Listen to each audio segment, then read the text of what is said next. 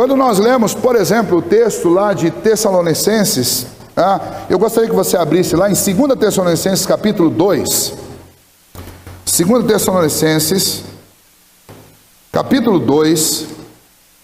Nós temos o apóstolo Paulo falando na igreja de Tessalônica sobre este assunto, e a impressão que dá é que esses irmãos tinham mais informações do que nós a respeito desse assunto, mas ele fala sobre a mesma figura que está sendo descrita aqui no capítulo 13. 2 Tessalonicenses 2, de 1 a 12, veja só: irmãos, no que diz respeito à vinda de nosso Senhor Jesus Cristo e à nossa reunião com Ele, nós vos exortamos a que não vos demovais da vossa mente com facilidade, nem vos perturbeis, quer por espírito, quer por palavra, quer por epístola, como se procedesse de nós, supondo tenha chegado o dia do Senhor. Ninguém de nenhum modo vos engane, porque isto não acontecerá sem que primeiro venha a apostasia, e seja revelado o homem da iniquidade, o filho da perdição, o qual se opõe e se levanta contra tudo que se chama Deus, ou é objeto de culto, a ponto de assentar-se no santuário de Deus, ostentando-se como se fosse o próprio Deus. Não vos recordais de que ainda convosco eu costumava dizer-vos estas coisas? E agora sabeis o que o detém, para que ele seja revelado somente em ocasião própria. Com efeito, o mistério da iniquidade já opera, e aguarda somente que seja afastado aquele que agora o detém. Então será de fato revelado o iníquo, a quem o Senhor Jesus matará com o sopro de sua boca, e o destruirá pela manifestação da sua vinda.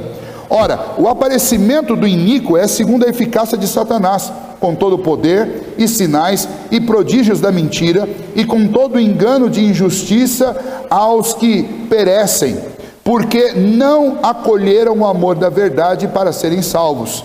É por este motivo, pois, que Deus lhes manda a operação do erro, para darem crédito à mentira, a fim de serem julgados todos quantos não deram crédito à verdade, antes, pelo contrário, deleitaram-se com a injustiça. Essa é a descrição deste poder do capítulo 13, de esfera política e de esfera religiosa. Estes poderes, especialmente da besta que emerge da terra, que é um indivíduo religioso, que é uma denominação, que é uma religião, os poderes são os poderes extraordinários que o mundo não viu, não o nosso mundo. O mundo dos dias de Moisés viu, o mundo dos dias de Jesus viu, mas o nosso mundo não viu esse tipo de sobrenaturalidade. E é exatamente por isso que este indivíduo vai fazer a cabeça da massa. Porque imaginem só se hoje existisse no nosso planeta um indivíduo que orasse ou que fizesse qualquer ato ou cerimônia religiosa que fizesse cair fogo do céu e fogo caísse. O que você acha que aconteceria com a maioria dos religiosos, inclusive cristãos, inclusive até presbiterianos? Vai falar: nós estamos todo mundo errado, vamos seguir este cara, ele faz descer fogo do céu. E esse inclusive é um dos grandes problemas dessas religiões de prodígios e sinais. O que essas grandes denominações de hoje em dia, que pregam apenas milagres, anunciam um Deus que é um serviçal que fica lá do céu jogando milagre aqui para baixo, e considera-se milagre apenas cura de enfermidade, um emprego novo, ou resolução de um problema que é aparentemente insolúvel. Denominações que dão ênfase excessiva a esse tipo de coisa estão na realidade preparando o caminho para o anticristo, preparando o caminho para a besta que emerge da terra.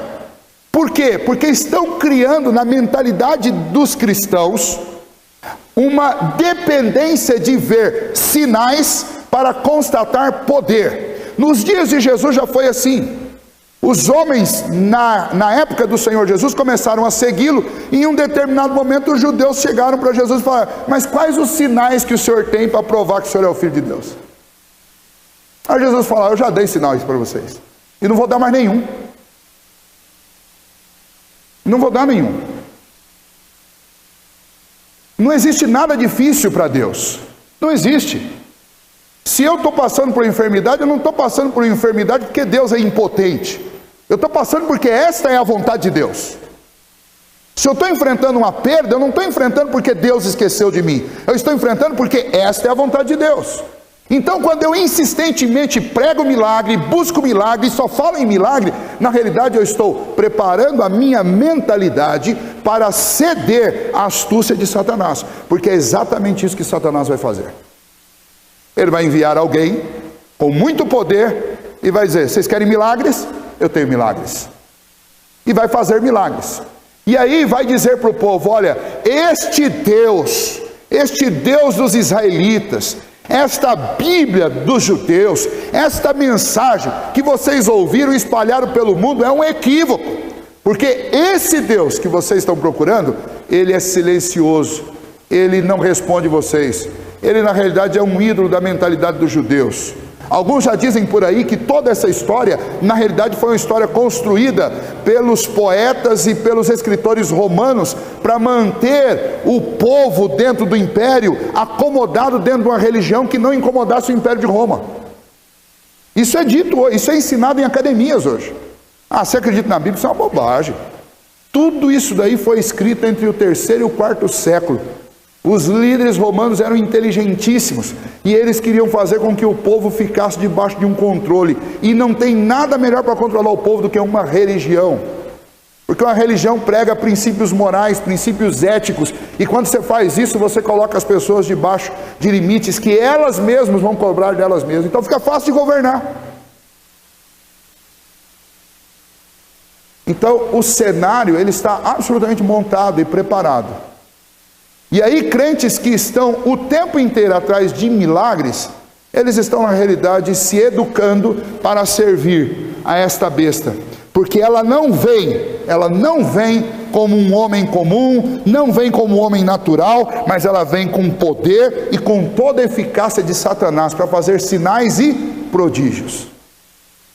Por isso aqui já fica um grande alerta para nós, e nós como cristãos não devemos andar atrás de sinais e prodígios. E olha, tem gente cabelo branco,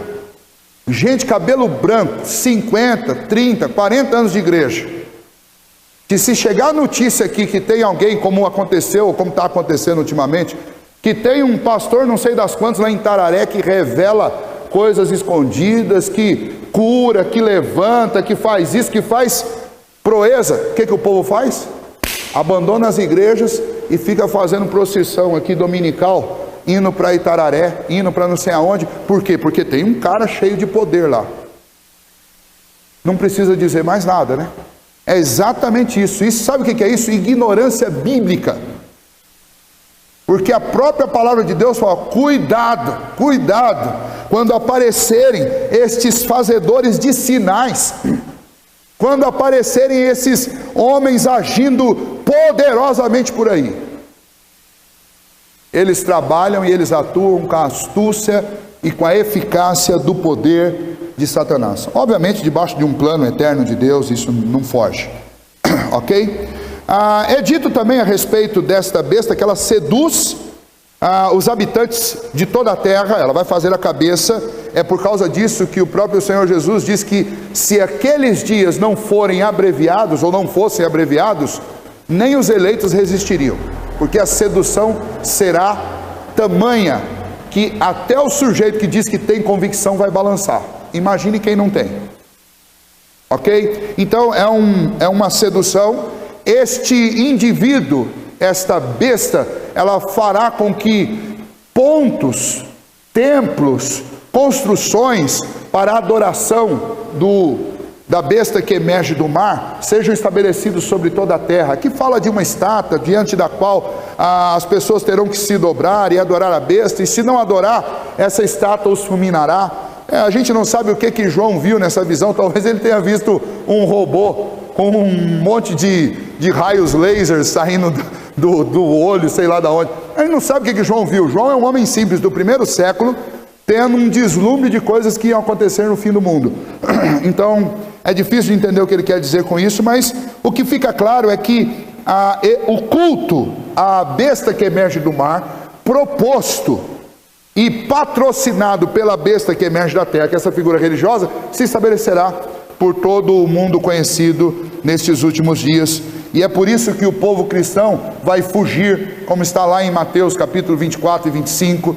Nós vamos ter que fugir, como eles fugiram no primeiro século, lá no fim os cristãos terão que fugir. É por isso que Apocalipse capítulo 20 fala sobre acampamento dos santos. É porque esse mundo vai ficar tão estreito para cristão que não vai ter jeito da gente viver sozinho e isolado. Nós vamos ter que se unir e nos ajuntarmos em algum lugar para sobreviver a esta ação maligna.